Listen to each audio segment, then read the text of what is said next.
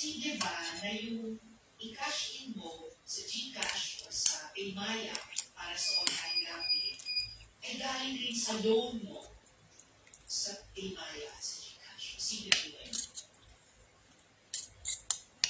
Yes. Ma'am, yung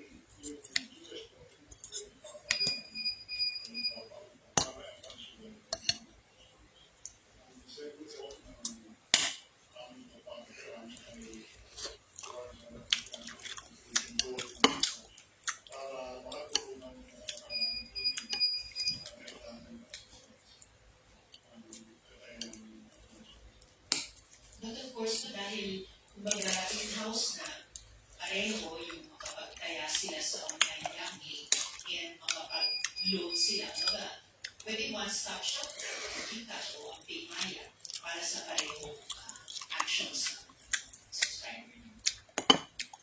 hindi po, Your Honor, kasi hindi po part ng agreement ko.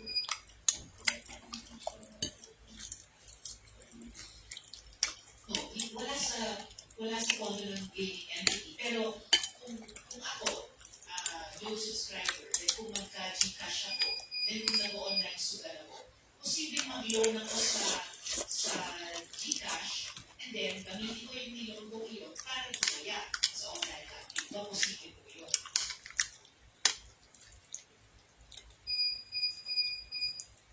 Yung produkto po namin, G-Credit, hindi po yung bibigyan ko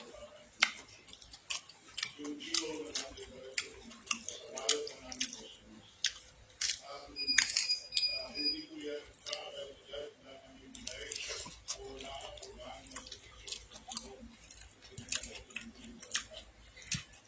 Yes, sir. But kapag nag-G-loan ako, syempre makukumindow na yan sa pera na I have on hand bilang nag-G-loan. And then kahit nag-accumulate ako ng small loans every day, kasi alam ko, sa susunod na linggo, susunod ako. So, it's in the realm of the possible. Diba? Ang niloan sa G-loan, pwede itaya sa online sukan. Syempre po yun. Yes. So, I was asking po, kasi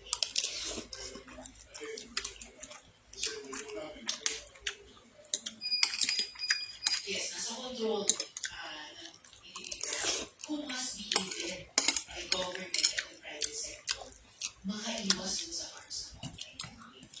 Sa Maya po, posible din po ba yun? Ang i-loan nila sa inyo ay maitaya din po nila sa online gambling? Mr. Chair, as a principle, we would not allow use of loan proceeds for online gambling and to stress that online lending on our side is highly regulated by the BSP.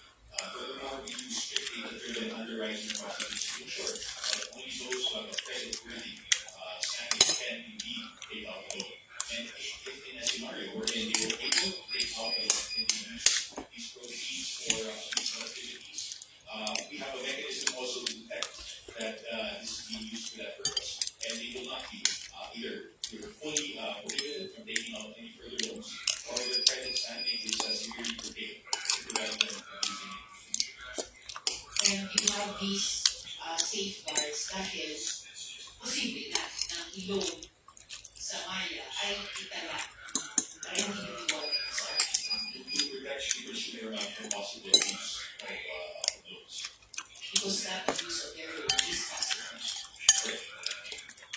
So, kasi nga, ang dinadrive kong point ko ay kung walang controls, not just from government, but from the e-wallets yourselves, eh hindi ba nalulubog lang nasa utang ang mga users ng convention? Hindi lang nalulubog sa online gambling, pero to feed the gambling addiction or the gambling obsession, pati sa utang ay nalulubog.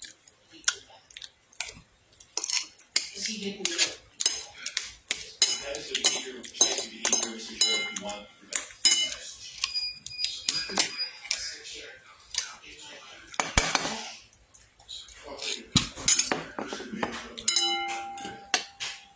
Salamat po. Not just flag, I think prevent from the get-go.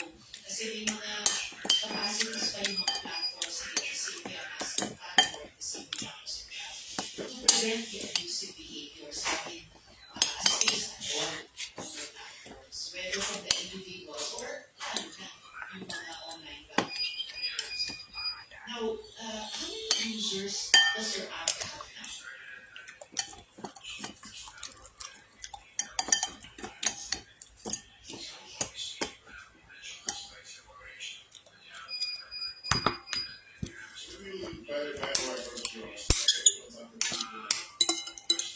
Sir, Mr. Chair, if you could write that Julie's and okay, Maya?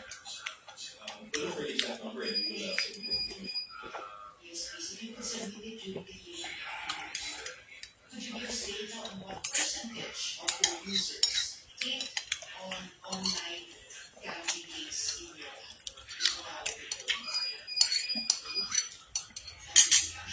As a word, it doesn't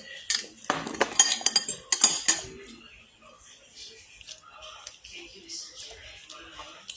Look for more than sufficient. So,